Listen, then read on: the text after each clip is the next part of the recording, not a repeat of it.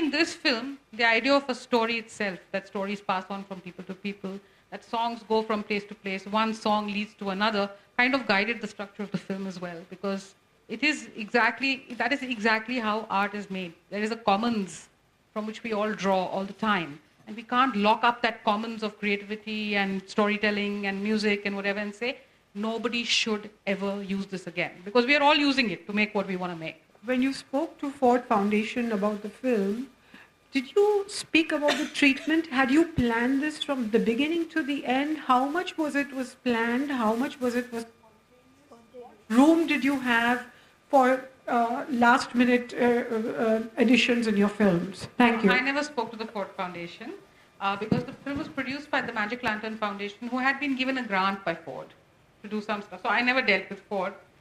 In terms of the planning of the film, very often, normally I have a kind of plan for the film altogether.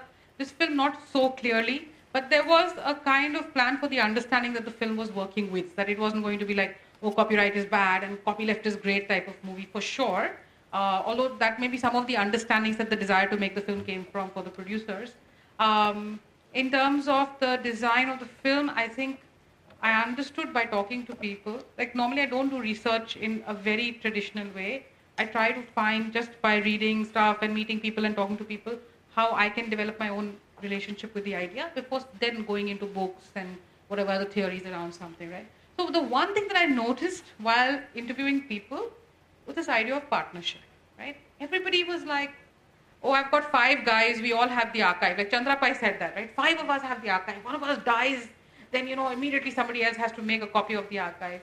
Everybody I met was doing something in partnership with somebody else, which is how this notion of there is a crime and people are partners in crime, and actually what is a crime? When does something become wrong and something become right? Who decides that? That question kind of grew. And so the film got structured a lot along those lines. The other thing is also that every single person that I spoke in terms of love. That, people were using the metaphors of love while talking about art and practicing art or loving art very organically. And I found that also very interesting. So these conversations did determine for me the design of the film in a way. And in terms of the graphics, that's something I use a lot in my films, but that very handmade, slightly not very high-end looking graphics. So I have normally tried to play with that kind of thing a lot. So those things were kind of in my mind from the start.